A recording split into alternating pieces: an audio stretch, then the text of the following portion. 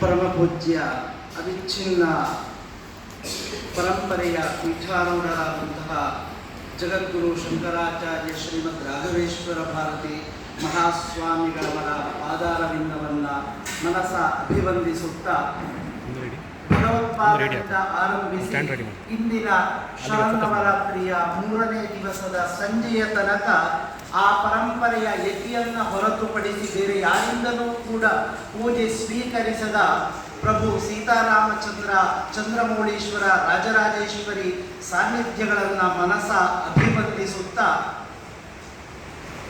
ವಿದ್ಯಾಗುರುಗಳನ್ನು, ಕುಲದೇವರನ್ನು ಸ್ಮರಿಸುತ್ತಾ ವಿಷಯದ ಪ್ರಸ್ತಾವನೆಗೆ ಪ್ರಾರಂಭ ಮಾಡುತ್ತೇನೆ.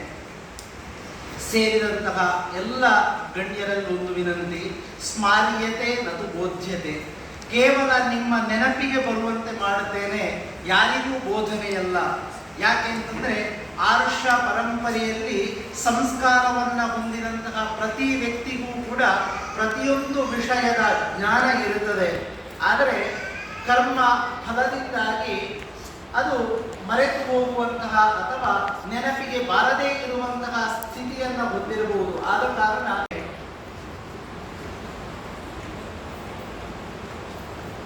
ಅದ್ವೈತ ಪರಂಪರೆಯನ್ನ ನಂಬಿಕೊಂಡು ಅದರ ಮೇಲಿನ ಶ್ರದ್ಧೆಯಿಂದ ಬದುಕುತ್ತಿರುವಂತಹ ಪರಂಪರೆಯಲ್ಲಿ ಒಂದಾದಂತಹದ್ದು ಶ್ರೇಷ್ಠವಾದಂತಹ ಹವ್ಯಕ ಪರಂಪರೆ. ಈ ಶ್ರೇಷ್ಠವಾದಂತಹ ಹವ್ಯಕ ಪರಂಪರೆ ಯಾಕೆ ಮಹತ್ವ?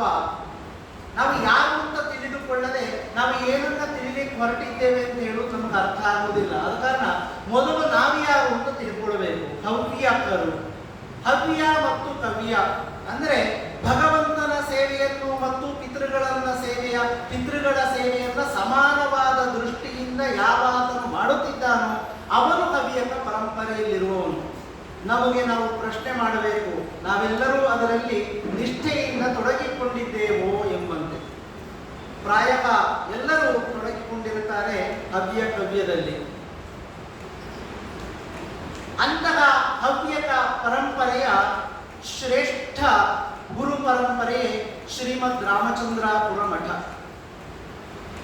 ಶಂಕರ ಭಗವತ್ಪಾದರಿಂದ ಅನುಗೃಹೀತವಾಗಿ ಇಂದಿನ ತನಕವೂ ಕೂಡ ಪರಂಪರೆಯನ್ನ ಕಾಲ ಘಟ್ಟಕ್ಕೆ ಬೇಕಾದ ರೀತಿಯ ಸಂಘಟನೆಗಳೊಂದಿಗೆ ಮುನ್ನಡೆಸುತ್ತಿರುವಂತಹ ಪರಂಪರೆ. ಸಾಕಷ್ಟು ದಾಳಿಗಳು, ಸಾಕಷ್ಟು ಪ್ರವಾಹಗಳು, ಸಾಕಷ್ಟು ತೊಂದರೆಗಳು ಬಂದರೂ ಕೂಡ ಒಂದು ಕೂದಲಿನಷ್ಟು ಕೂಡ ಹಂದದೆ ನಿಂತಹ ಪರಂಪರೆ ಅಂತ ಇದ್ರೆ ಅದು ನಮ್ಮ ಗುರು ಪರಂಪರೆ ಅಂತ ನಾವು ಹೆಮ್ಮೆ ಪಡಬೇಕು. ಅಂತಹ ಗುರು ಪರಂಪರೆಯಿಂದ ಉಪದಿಷ್ಟವಾದಂತಹ, ಆದೇಶಿತವಾದಂತಹ ಯಾವುದೇ ಕರ್ಮಗಳಿರ್ಬೋದು, ಯಾವುದೇ ಕಾರ್ಯಗಳಿರ್ಬೋದು, ನಮ್ಮ ಬಳಿಗೆ ಬಂದಾಗ ನಮಗೊಂದು ಸಲ ಗೊಂದಲವಾಗಬಹುದು. ಆದರೆ ಪರಂಪರೆಯ ಸಂಕಲ್ಪವೇ ಅದು ಎಲ್ಲಿಯೂ ಕೂಡ ತುಂಡರಿಯುವುದಿಲ್ಲ, ಅದು ಸಾಗುತ್ತಾನೆ ಇರುತ್ತದೆ. ಆದ ಕಾರಣ ಅವರ ಜೊತೆಗೆ ಹೆಜ್ಜೆ ಹಾಕುವ ಪ್ರಯತ್ನವನ್ನು ನಾವು ಮಾಡಬೇಕು.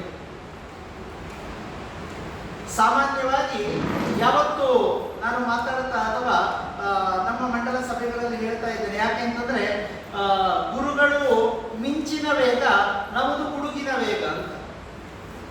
ಸಾಮಾನ್ಯವಾಗಿ ಎಲ್ಲರಿಗೂ ಗೊತ್ತಿದೆ, ಮಿಂಚಿಗೂ ಮತ್ತು ಗುಡುಗಿಗಿರುವಂತಹ ವೇಗ. ನಮ್ಮದು ಸ್ವಲ್ಪ ಸದ್ದು ಹೆಚ್ಚು ನಿಧಾನ, ಆದರೆ ಅದು ಗೊತ್ತೇ ಆಗುವುದಿಲ್ಲ. ಬಂದು ಹೋದ ಮೇಲೆ ಗುಡುಗಿದೆ ಅಂತ ಗೊತ್ತಾಗುವುದು. ಆದ ಕಾರಣ ಆ ಮಿಂಚಿನ ವೇಗಕ್ಕೆ ನಮ್ಮ ಗುಡುಗಿನ ವೇಗ ಹೇಗೆ ಸರಿಸಾಟಿಯೋ ನಾವು ಯೋಚನೆ ಮಾಡಬೇಕು. ನಾವು ಇನ್ನು ವೇಗವನ್ನು ಹೊಂದಬೇಕು. ಅದಕ್ಕೋಸ್ಕರ ನಮ್ಮನ್ನು ಆವಾಗ ಬಡಿಗೆ ಎಬ್ಬಿಸಬೇಕಾಗ್ತದೆ. ಹೇಗೆ ಅಂತಂದ್ರೆ ಪರೀಕ್ಷೆ ಇರುವಾಗ ಮಕ್ಕಳನ್ನ ಬೆಳಗ್ಗೆ ಬೇಗ ಎಬ್ಬಿಸುವಂತ ಮುಂಚಿನ ದಿವಸದಿಂದ ಹೇಳ್ತಾರೆ. 4-5 ದಿವಸದಿಂದ ಮೊದಲೇ ನಾವು ಮಕ್ಕಳಿಗೆ ಹೇಳ್ತಾ ಇರ್ತೇವೆ, ನಾಡಿದ್ದು ಪರೀಕ್ಷೆ, ನಾಳೆಯಿಂದ ಬೇಗ ಹೇಳಬೇಕು ಅಂತ ನಾವು ಎಚ್ಚರಿಸ್ತಾ ಇರ್ತೇವೆ.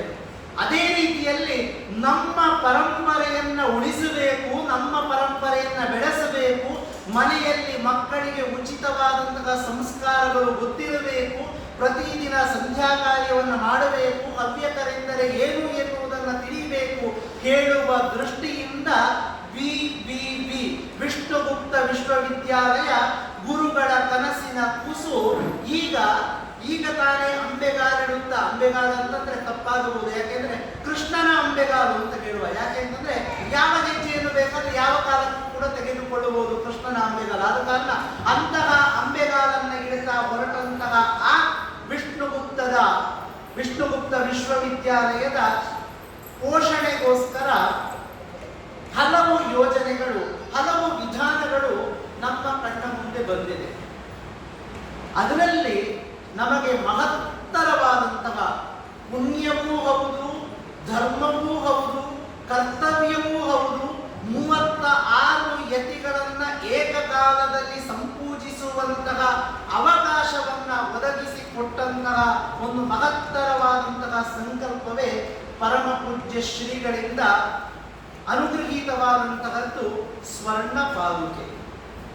ಕಳೆದ ಚಾತುರ್ಮಾಸ್ಯದಲ್ಲಿ ಆವಿರ್ಭಾವವನ್ನು ಹೊಂದಿ ಈ ಚಾತುರ್ಮಾಸ್ಯದ ತನಕ ಒಂದು ದಿವಸವೂ ನಿತ್ತಲ್ಲಿ ನಿಲ್ಲದೆ ಸಂಚಾರವನ್ನ ಮಾಡುತ್ತಾ ಪ್ರತಿದಿನ ಪೂಜೆಯನ್ನ ಸ್ವೀಕರಿಸ್ತಾ ಪುನಃ ತವರು ಸ್ಥಾನಕ್ಕೆ ಅಶೋಕಿಗೆ ಬಂದು ಅಲ್ಲಿಯೂ ಕೂಡ ಪೂಜೆಯನ್ನ ತೆಗೆದುಕೊಳ್ಳುತ್ತಿರುವಂತಹ ಆ ಶ್ರೇಷ್ಠ ಪಾದುಕೆ ಸ್ವರ್ಣ ಪಾದುಕೆ.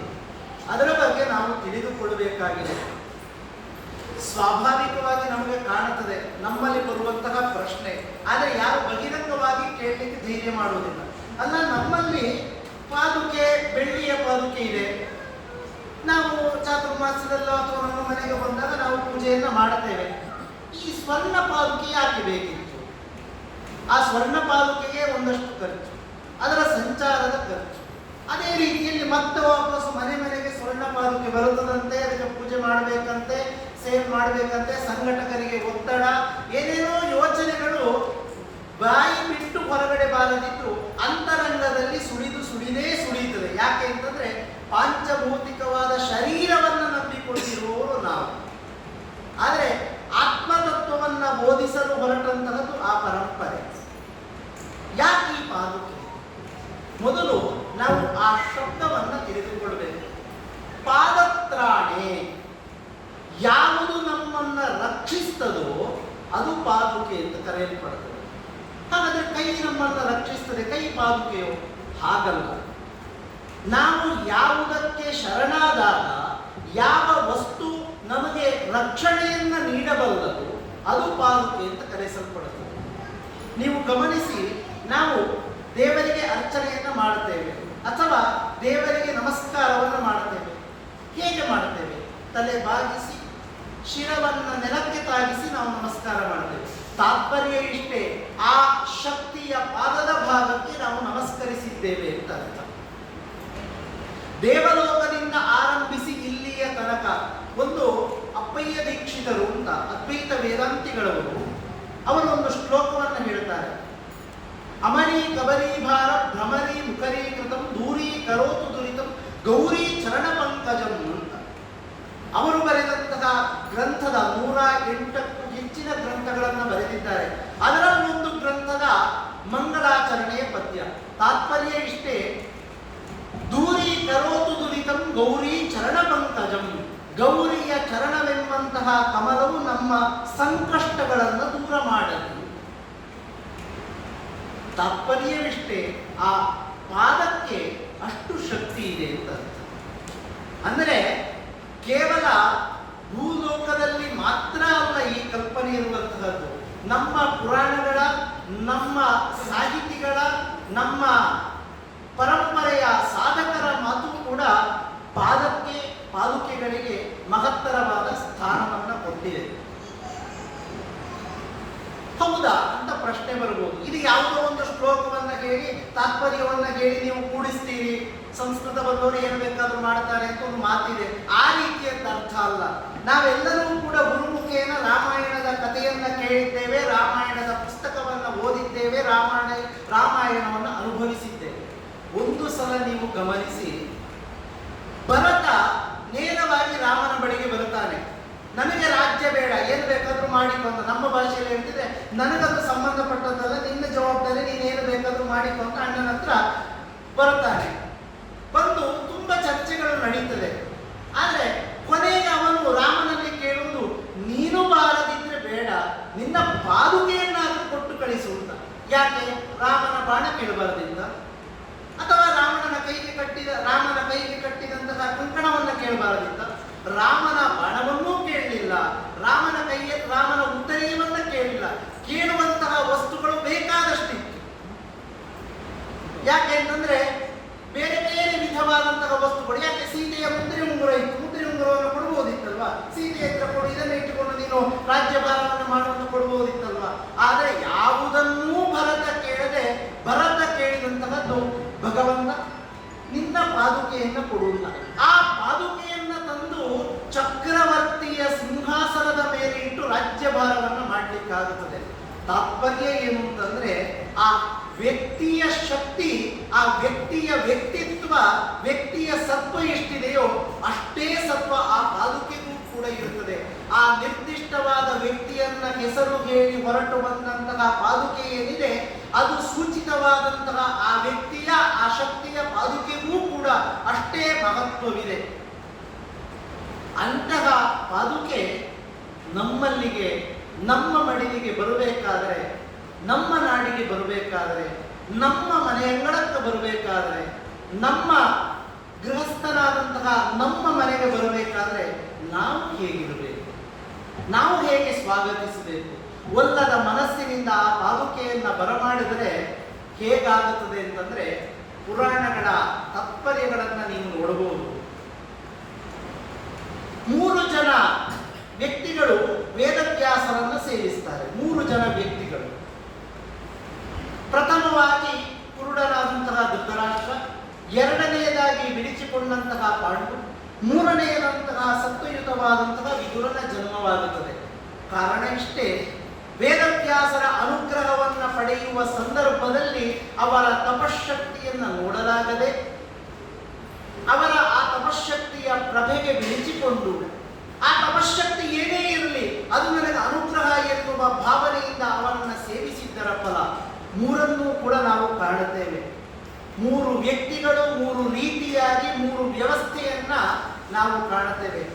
ತಾತ್ಪರ್ಯ ಇಷ್ಟೇ, ನಾವು ಒಂದು ವಸ್ತುವನ್ನ, ಒಂದು ಶ್ರೇಷ್ಠವಾದ ಶಕ್ತಿಯನ್ನ ಪೂಜಿಸಬೇಕಾದ್ರೆ, ಸೇವಿಸಬೇಕಾದ್ರೆ ನಮ್ಮ ಭಾವನೆ ಹೇಗಿರುತ್ತದೋ ಅದೇ ರೀತಿಯ ಫಲ ನಮಗೆ ಪ್ರಾಪ್ತಿಯಾಗುತ್ತದೆ. ಅದು ವಸ್ತುವಿನದ್ದೋ, ಶಕ್ತಿಯದ್ದೋ, ವ್ಯಕ್ತಿಯದ್ದೋ ತಪ್ಪಲ್ಲ. ಸೇವಿಸುವಂತಹ ಏನು ಅರ್ಥನಿದ್ದಾನೆ ಅವನ ತಪ್ಪಾಗಿರುತ್ತದೆ.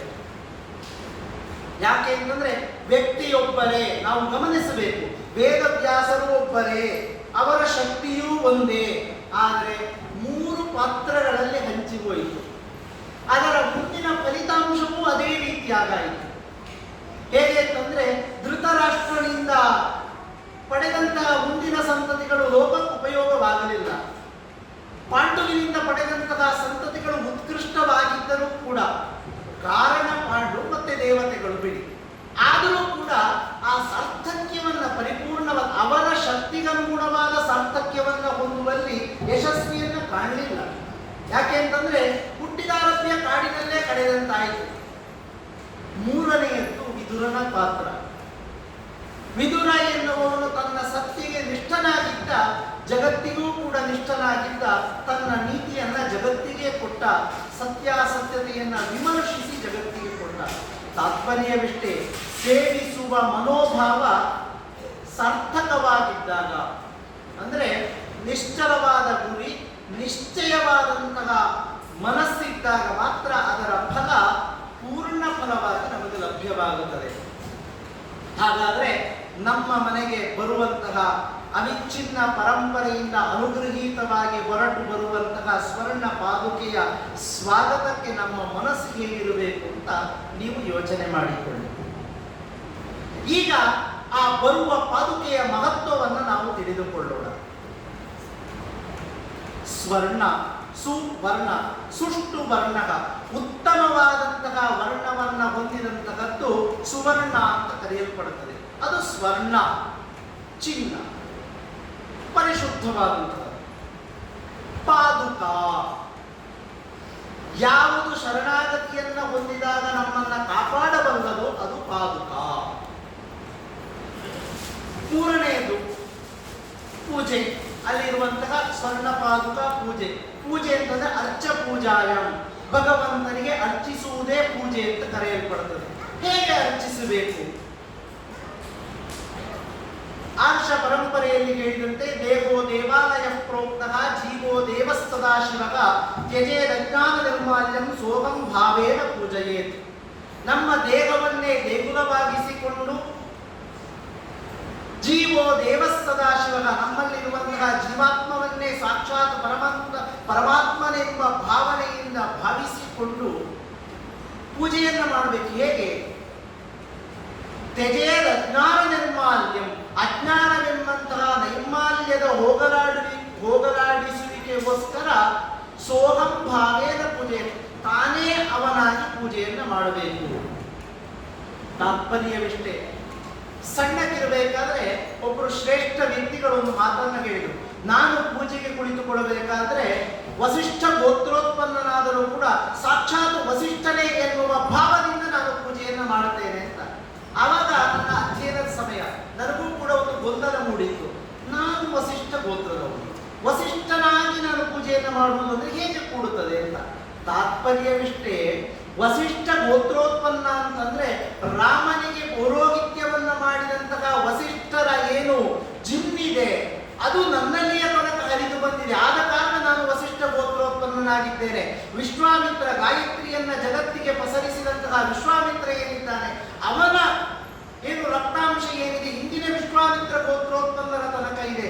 ಕಾಶ್ಯಪ ಮಹರ್ಷಿಯ ರಕ್ತದ ಅಂಶ ಇವತ್ತಿಗೂ ಕೂಡ ಇದೆ. ಜಮದಗ್ನಿಯ ರಕ್ತದಂಶ ಜಮದಗ್ನಿ ಗೋತ್ರೋತ್ಪನ್ನರಲ್ಲಿದೆ.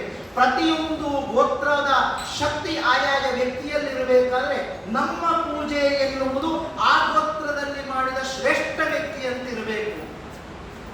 ಲೌಕಿಕವಾಗಿ ನಾವು ಆ ರೀತಿ ಯೋಚನೆ ಮಾಡುವುದಿಲ್ಲವೇ?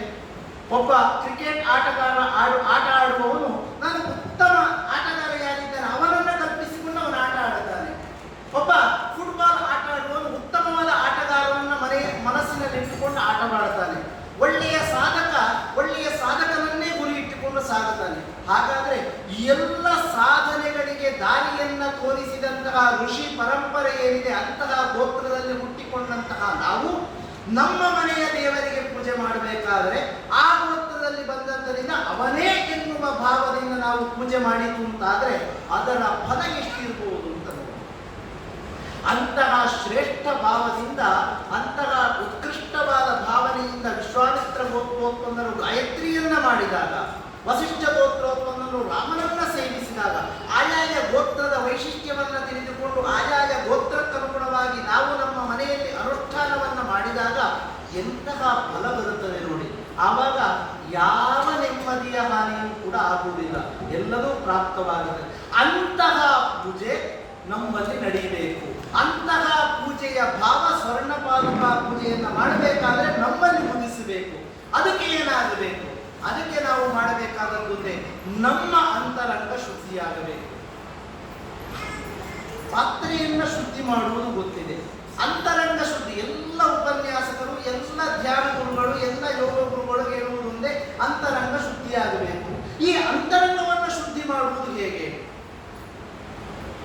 ಈ ಅಂತರಂಗವನ್ನು ಶುದ್ಧಿ ಮಾಡುವುದು ಬೇರೇನಲ್ಲ, ನೀವು ಯಾರು ಎಂಬುದಾಗಿ ನಿಮ್ಮನ್ನೇ ನೀವು ಪ್ರಶ್ನಿಸುತ್ತಾ ಹೋದಾಗ ನಿಮ್ಮಲ್ಲಿ ಹಲವಾರು ಗೊಂದಲಗಳ ಉತ್ತರಗಳ ಮಧ್ಯದಲ್ಲಿ ಕೊನೆಗೊಂದು ದಿವಸ ನಿಮ್ಮಲ್ಲಿ ಬರುತ್ತದೆ, ನಾನೊಬ್ಬ ಸನಾತನ ಧರ್ಮವನ್ನು ಒಪ್ಪಿಕೊಂಡವ ಎನ್ನುವ ಭಾವ ನಿಮ್ಮಲ್ಲಿ ಯಾವಾಗ ಪ್ರಾಮಾಣಿಕವಾಗಿ ಉದಯವಾಗುತ್ತದೋ ಆಗ ನಿಮ್ಮ ಅಂತಃಕರಣ ಶುದ್ಧವಾಗಿದೆ ಅಂತ ಅರ್ಥ.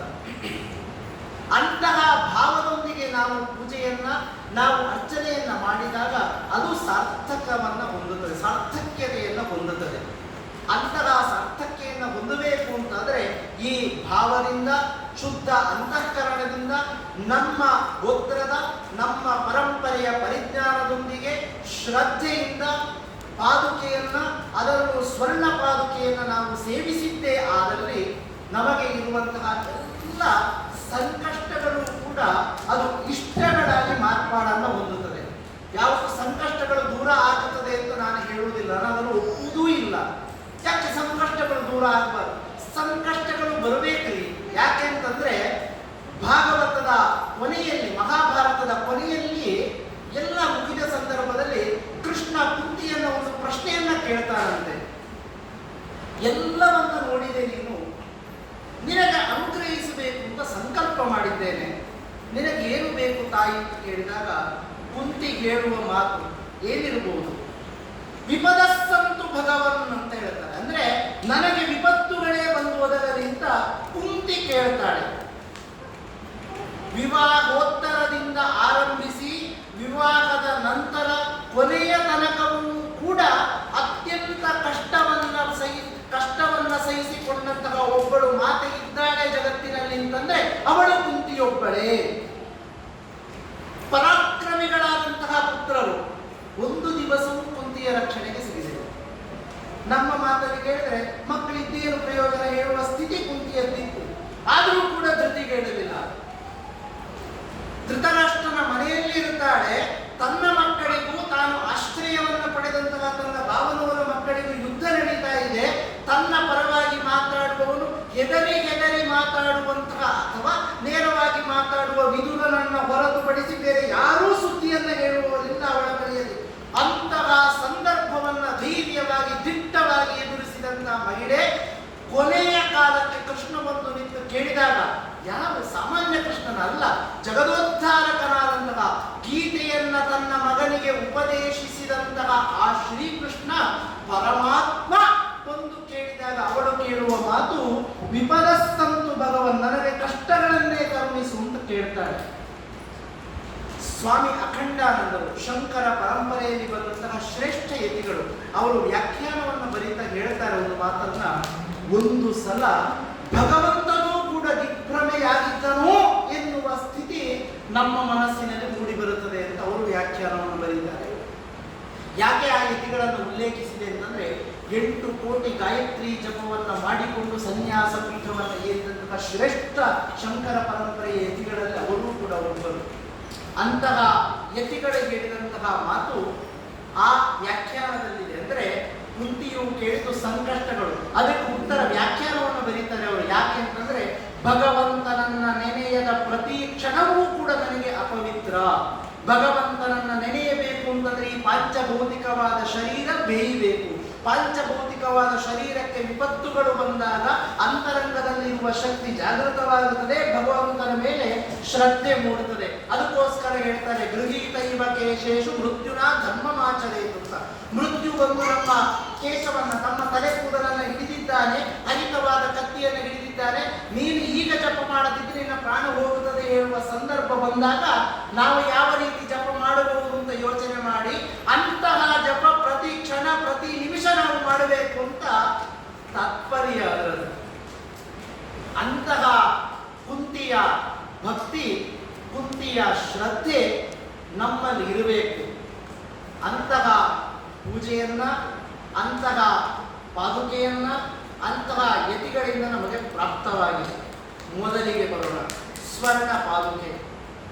ಅವಿಚ್ಛಿನ್ನ ಪರಂಪರೆಯ ಪೀಠಾರೂಢರಾದಂತಹ ಗುರುಗಳಿಂದ 36 ಯತಿಗಳ ಸಾನ್ನಿಧ್ಯವನ್ನ ಏಕಕಾಲದಲ್ಲಿ ಪೂಜಿಸುವಂತಹ ಸೌಭಾಗ್ಯವನ್ನ ಹೊತ್ತು ನಿಮ್ಮ ಸೇವೆಗೋಸ್ಕರ, ನಿಮ್ಮ ಕಷ್ಟಗಳನ್ನು ನಿವಾರಣೆ ಮಾಡುವುದಕ್ಕೋಸ್ಕರ ಪಾದುಕೆಯನ್ನು ನಾವು ಕಳಿಸಿಕೊಡ್ತಾ ಇದ್ದೇವೆ ಅಂತ ಪೀಠದಿಂದ ಅಪ್ಪಣೆಯಾಗಿದೆ.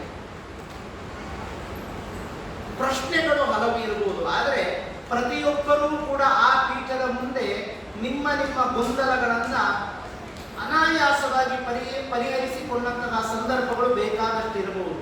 ನನ್ನ ಜೀವನದಲ್ಲಂತೂ ಸಾಕಷ್ಟು ಸಲ ನಾನು ಅದನ್ನು ಅನುಭವಿಸಿದ್ದೇನೆ. ಕೆಕ್ಕಾರಿನಲ್ಲಿ ನಡೆದ ಘಟನೆಯನ್ನು ನಾನು ನಿಮ್ಮೊಟ್ಟಿಗೆ ಹಂಚಿಕೊಳ್ಳುತ್ತೇನೆ. ಯಾವುದೋ ಒಂದು ಸಂದಿಗ್ಧ ಸ್ಥಿತಿಯಲ್ಲಿ ರಾಘವೇಂದ್ರ ಭಾರತಿಗಳ ಆರಾಧನೆಯಿಂದ ಕೆಕ್ಕಾರಲ್ಲಿ ಮಾಡಬೇಕು, ರಾಮಚಂದ್ರ ಭಾರತಿಗಳ ಆರಾಧನೆ ನಾವು ಗಿರಿನಗರದಲ್ಲಿ ಮಾಡೋಣ ಅಂತ ಸಂಸ್ಥಾನದವರ ಒಂದು ಸಂಕಲ್ಪದ ಸಂದರ್ಭದಲ್ಲಿ ರಾಘವೇಂದ್ರ ಭಾರತಿಗಳ ಆರಾಧನೆಯ ದಿವಸ ಕೆಕ್ಕಾರಿನಲ್ಲಿ ಕೊನೆಗೆ ನಾನು ಹೋಗಿದ್ದೆ. ಗುರುಗಳೇ, ನನಗೊಂದು ಸಮಸ್ಯೆ ಇದೆ ಅಂತ. ಆಗ ಗುರುಗಳು ಕೇಳಿದ್ರು, ನಿನಗೂ ಸಮಸ್ಯೆ ಇದ್ದ ಮರೆಯ ಅಂತ ಕೇಳಿದ್ರು. ನನಗೆ ಇಲ್ಲ ಗುರುಗಳೇ, ಸಮಸ್ಯೆ ಇಲ್ಲ. ಆವಾಗ ಗುರುಗಳು ಹೇಳಿದ ಮಾತು, ಸೇವೆ ಮಾಡು. ಅಲ್ಲಿ ಗುರುಗಳು ನೇರವಾಗಿ ತಪೋರಾಮನ ಎದುರುಗಡೆ ಪೀಠವನ್ನು ಹಾಕಿ ಕುಳಿತಂತಹ ಸಂದರ್ಭ. ಆವತ್ತು ಗುರುಗಳು ಕೊಟ್ಟ ಮಂತ್ರಾಕ್ಷತೆ ಅಲ್ಲಿಯಿಂದ ಆರಂಭಿಸಿ ಮುಂದಿನ ಚಾತುರ್ಮಾಸ್ಯ ಬರುವುದರ ಒಳಗಾಗಿ ನಾನು ಏನು ಯೋಚನೆಯನ್ನು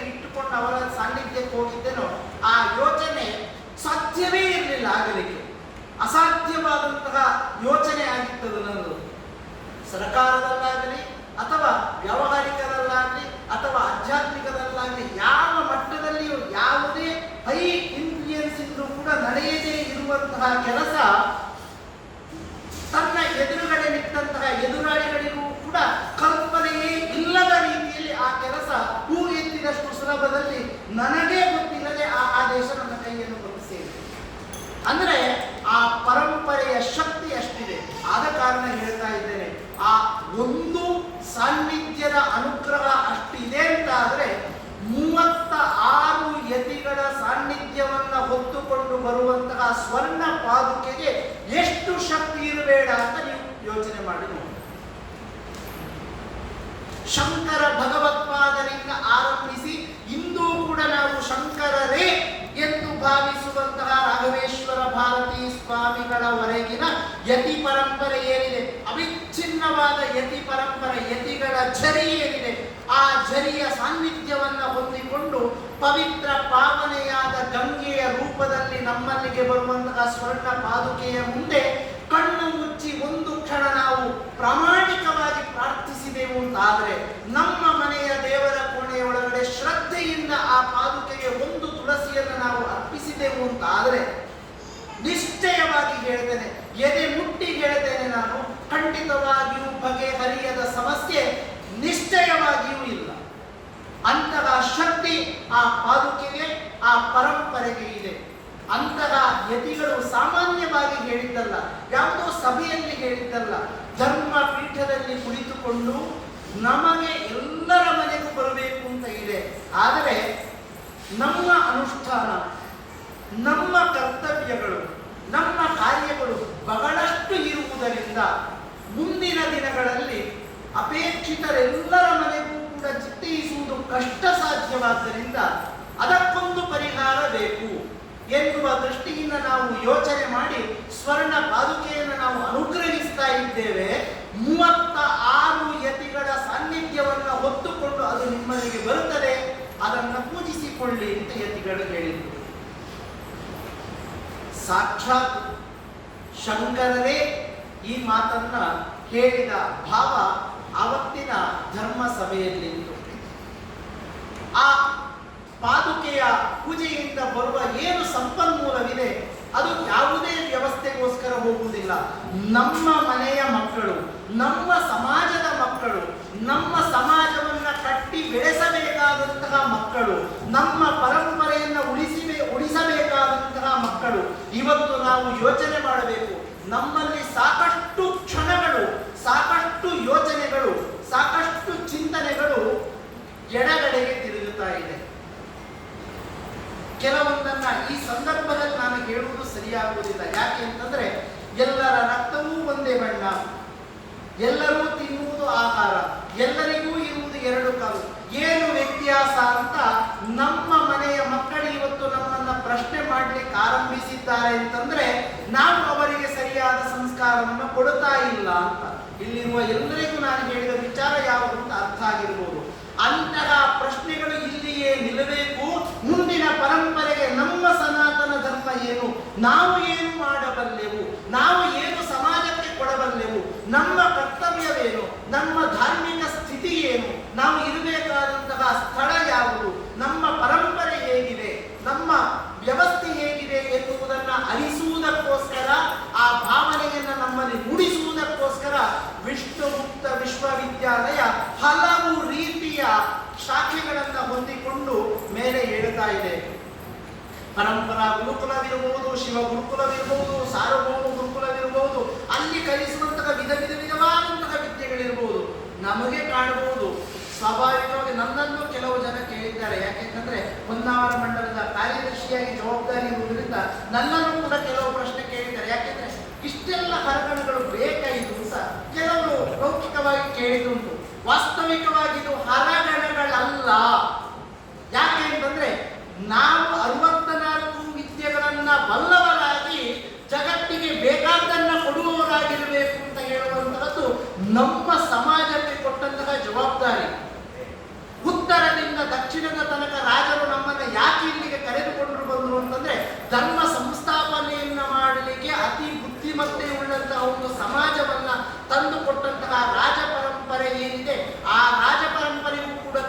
ಇವರು ಸಾಮಾನ್ಯರಲ್ಲ, ಅಸಾಮಾನ್ಯರು ಅಂತ. ನಾವು ನಮ್ಮ ಆಹಾರ ವಿಹಾರಗಳಿಂದ, ನಾವು ನಮ್ಮ ವ್ಯವಹಾರಗಳಿಂದ, ನಾವು ನಮ್ಮ ಆಲಸ್ಯದಿಂದ, ನಾವು ನಮ್ಮ ತಮೋಗುಣ ಭರಿತವಾದಂತಹ ವ್ಯವಸ್ಥೆಯಿಂದ ಅದನ್ನೆಲ್ಲವನ್ನು ಮರೆತು ಲೌಕಿಕ ಜೀವನದಲ್ಲಿ ಎಲ್ಲರಂತೆ ನಾವು ಕುರಿ ಮಂದೆಯೊಟ್ಟಿಗೆ ಸಾಗುತ್ತಿರುವಂತಹ ಹುಲಿಯ ಸ್ಥಿತಿ ನಮ್ಮದಾಗಿದೆ ಇವತ್ತು.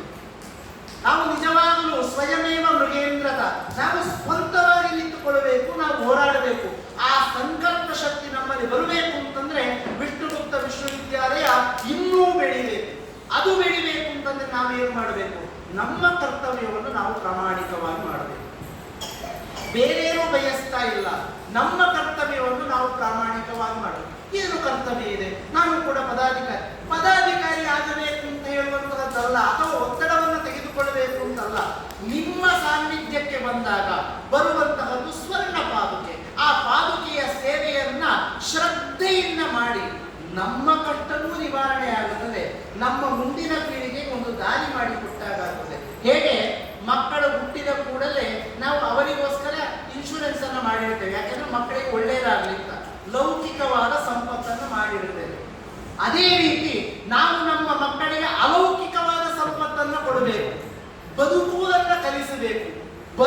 ಬದುಕಲಿಕ್ಕೆ ಬೇಕಾದನ್ನು ಕಲಿಸುವುದಲ್ಲ, ಬದುಕುವುದನ್ನು ಕಲಿಸಬೇಕು. ನೋಡಿ, ಬದುಕಲು ಬೇಕಾದ್ದನ್ನು ಕಲಿಸುವುದು ಅಂತಂದ್ರೆ ಆರ್ಥಿಕವಾದ ಸಂಪನ್ಮೂಲ, ಜಾಗ ಇತ್ಯಾದಿಗಳನ್ನು ಮಾಡಿಕೊಡುವಂಥದ್ದು. ಬದುಕಲು ಕಲಿಸುವುದು ಅಂತಂದ್ರೆ ಆ ಮೂಲವನ್ನ ಯಾವ ರೀತಿ ಸಂಗ್ರಹಿಸಬೇಕು, ಯಾವ ರೀತಿ ಉಪಯೋಗಿಸಬೇಕು ಎನ್ನುವುದನ್ನು ಕಲಿಸುವಂತಹದ್ದು. ಆದ ಕಾರಣ ನಾವು ಬದುಕುವುದನ್ನ ಕಲಿಸಬೇಕಷ್ಟೇ ಬಿಟ್ಟರೆ ಬದುಕಲಿಕ್ಕೆ ಕಲಿಸಬಾರದು. ಅದು ಕಲಿಸಬೇಕು ಅಂತಂದ್ರೆ ಈಗಿನ ವಾಸ್ತವಿಕ ಸ್ಥಿತಿಯಲ್ಲಿ 2-2-2-4 ಎನ್ನುವುದನ್ನು ಗಟ್ಟು ಹೊಡೆದು ಕಲಿಸುವ ಶಿಕ್ಷಣಕ್ಕಿಂತ, ಶಿಕ್ಷಣವನ್ನು ದೂಷಿಸ್ತಾ ಇಲ್ಲ, ಆ ಗಟ್ಟು ಹೊಡೆದು ಒಪ್ಪಿಸುವ ಶಿಕ್ಷಣಕ್ಕಿಂತ 2-1-2-2-4 ಯಾಕೆ ಆಗಬೇಕು ಎನ್ನುವ ಪ್ರಶ್ನೆಯನ್ನು ಮೂಡಿಸುವಂತಹ ಮಕ್ಕಳನ್ನು ನಾವು ತಯಾರು ಮಾಡಬೇಕು. ಆ ಪ್ರಶ್ನೆಗೆ ಉತ್ತರ ಅವರ ಬಾಯಿಂದಲೇ ಬರಬೇಕು. ಇದನ್ನ ನೀವು ಮೊನ್ನಿನ ಚಾತುರ್ಮಾಸ್ಯದಲ್ಲಿ ನೋಡಿರ್ಬೋದು. ಕಠಿಣ ಕಡಲೆಕಾಯಿ. ನಾವು ಕೂಡ ಅಲ್ಲಿ ಕುಳಿತುಕೊಂಡಿದ್ದಾಗ ಗುರುಗಳು ಪ್ರವಚನವನ್ನು ಮಾಡಿದಾಗ ನಮಗೂ ಕೂಡ ಬೆಳಕಿನಿಂದ ಸುಸ್ತಾಗಿ ಕಣ್ಣು ಕೂತದ್ದಿದೆ. ಆದರೆ ಪರಂಪರಾ ಗುರುಕುಲದ ಮಕ್ಕಳು, ಶಿವ ಗುರುಕುಲದ ಮಕ್ಕಳು ಗುರುಗಳಿಗೆ ಹೇಳಿದ ಪಾಠವನ್ನು ಅಷ್ಟೂ ಕೇಳಿಕೊಂಡು ಸಾಯಂಕಾಲ ಚೀಟಿಯಲ್ಲಿ ಪ್ರಶ್ನೆಯನ್ನು ಬರೆದು ಗುರುಗಳಿಗೆ ಕಳಿಸ್ತಾರೆ. ಬೇರೆ ಯಾರು ಅಲ್ಲ, 4ನೇ ತರಗತಿಯಿಂದ ಪ್ರಾರಂಭಿಸಿದ ಮಕ್ಕಳು ಆ ಪ್ರಶ್ನೆಯನ್ನು ಮಾಡುತ್ತಾರೆ ಅಂತಾದ್ರೆ, ನಮ್ಮ ಮನೆಯಲ್ಲಿರುವ 4ನೇ ತರಗತಿಯ ಮಗು ಪ್ರಶ್ನೆ ಮಾಡುವುದಿಲ್ಲ ಅಂತಂದ್ರೆ ಆ ಮಗುವಿಗೂ ಈ ಮಗುವಿಗೂ ಸಾಮಾನ್ಯತೆ ಇದೆ, ಸಾಮ್ಯ ಇದೆ ಅಂತಂದ್ರೆ ಯಾಕೆ? ನಾವು ಕೊಡುವಂತಹ ಆಹಾರ, ನಾವು ಕಲಿಸುವಂತಹ ವ್ಯವಹಾರ, ನಾವು ನಡೆದುಕೊಳ್ಳುವಂತಹ ವಿಚಾರಗಳ ಕೊರತೆ. ಅಂತಹದ್ದು ನೀಗಬೇಕು ಅಂತಂದ್ರೆ ಆ ವಿಷ್ಣುಗುಪ್ತ ಬೆಳಿಬೇಕು. ಆ ವಿಷ್ಣುಗುಪ್ತ ವಿಶ್ವವಿದ್ಯಾಲಯ ಬೆಳೆದಾಗ ಅಲ್ಲಿರುವ ಮಕ್ಕಳನ್ನ ನೋಡಿಕೊಂಡು ನಮ್ಮ ಮಕ್ಕಳಿಗೆ ಆಸೆ ಹುಟ್ಟುತ್ತದೆ, ನಾನು ಕೂಡ ಅವರಂತಾಗಬೇಕು. ಅದು ಬೆಳಿಬೇಕು ಅಂತಂದ್ರೆ ನಾವೆಲ್ಲರೂ ಕೈ ಜೋಡಿಸಬೇಕು. ಆ ಯೋಜನೆಯ ಸಾರ್ಥಕ್ಯಕ್ಕೋಸ್ಕರ ಅನುಗ್ರಹೀತವಾದಂತಹದ್ದೇ ಆ ಸ್ವರ್ಣ ಪಾದುಕೆ. ಆ ಸ್ವರ್ಣ ಪಾದುಕೆ ಅತ್ಯಂತ ಪರಮ ಪವಿತ್ರವಾದ್ದು. ಪುನಃ ಪುನಃ ಹೇಳ್ತೇನೆ, ಯಾಕೆ ಅಂತಂದ್ರೆ ಒಳ್ಳೆಯ ವಿಚಾರಗಳನ್ನ 1000 ಸಲ ಹೇಳಬೇಕಂತೆ. 36 ಯತಿಗಳು ಇಡೀ ಜಗತ್ತಿನಲ್ಲಿ, ನಾವು ಹೆಮ್ಮೆಯಿಂದ ಹೇಳಿಕೊಳ್ಬೇಕ್ರಿ, ಇಡೀ ಜಗತ್ತಿನಲ್ಲಿ ಒಂದು ದಿವಸವೂ ಆ ಪರಂಪರೆಯಲ್ಲಿ ಬಂದಂತಹ ಯತಿಗಳನ್ನ ಹೊರತುಪಡಿಸಿ ಬೇರೆ ಯಾರಿಂದಲೂ ಪೂಜೆ ಸ್ವೀಕರಿಸದೇ ಇರುವಂತಹ ದೇವತಾ ಸಾನ್ನಿಧ್ಯವಿದ್ದರೆ ಅದು ಶ್ರೀಮದ್ ರಾಮಚಂದ್ರಾಪುರ ಮಠ ಒಂದೇ. ಅಂತಹ ಪರಂಪರೆಯಿಂದ ಅನುಗ್ರಹೀತವಾದಂತಹ ಸ್ವರ್ಣ ಪಾದುಕೆ ನಮ್ಮಲ್ಲಿಗೆ ಬರುತ್ತದೆ ಅಂತಂದ್ರೆ ಆ ಸ್ವರ್ಣ ಪಾದುಕೆಯನ್ನು ಅನುಗ್ರಹಿಸಿದಂತಹ ಆ ಶಕ್ತಿಯ ಮಹತ್ವ ಎಷ್ಟಿರಬಹುದು, ಆ ಶಕ್ತಿಯ ಸಂಕಲ್ಪ ಎಷ್ಟಿರಬಹುದು, ಆ ಪರಂಪರೆಯ ಶಕ್ತಿಯ ಆ ಆಸ್ವಾದವನ್ನು ನಾವು ಮಾಡಬೇಕು ಅಂತಂದ್ರೆ ಆ ಸ್ವರ್ಣ ಪಾದುಕೆಯ ಸೇವೆಯನ್ನು ನಾವು ಮಾಡಬೇಕು.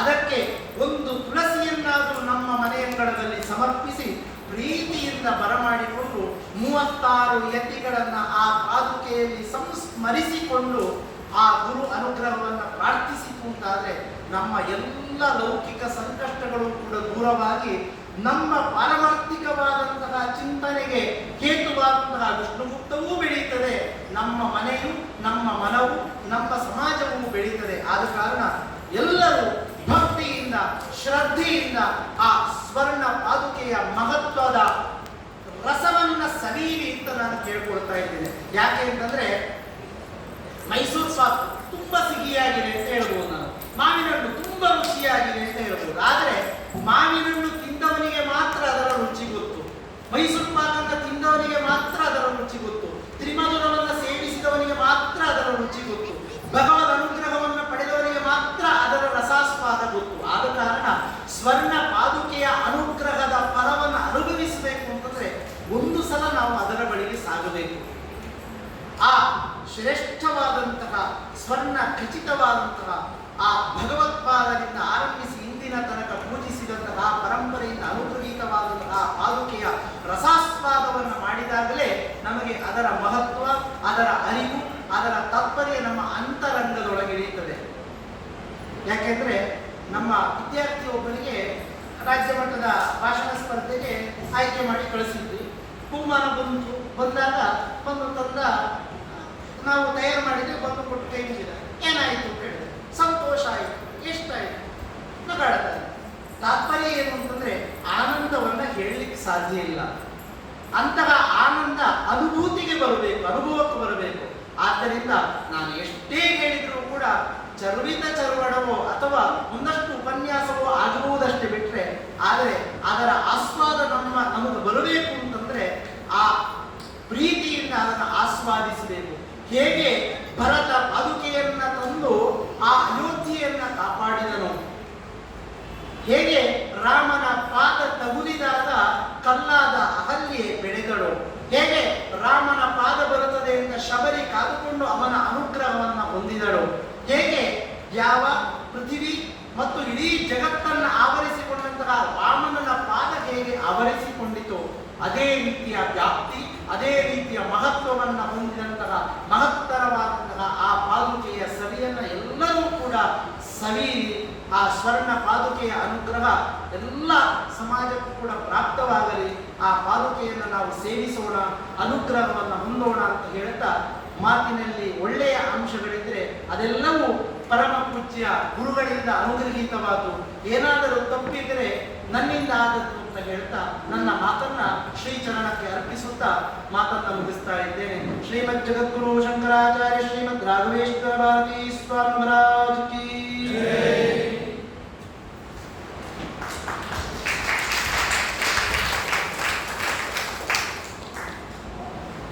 ಡಾಕ್ಟರ್ ಕೇಶವ ಕಿರಣ್ ಅವರು ಅತ್ಯಂತ ಮನಮುಟ್ಟುವ ಹಾಗೆ ನಮ್ಮ ಸ್ವರ್ಣ ಪಾದುಕೆಯ ಬಗ್ಗೆ ನಮಗೆಲ್ಲ ತಿಳಿಸಿದ್ದಾರೆ. ಅವರಿಗೆ ಅತ್ಯಂತ ಪ್ರೀತಿಯ ಧನ್ಯವಾದಗಳು.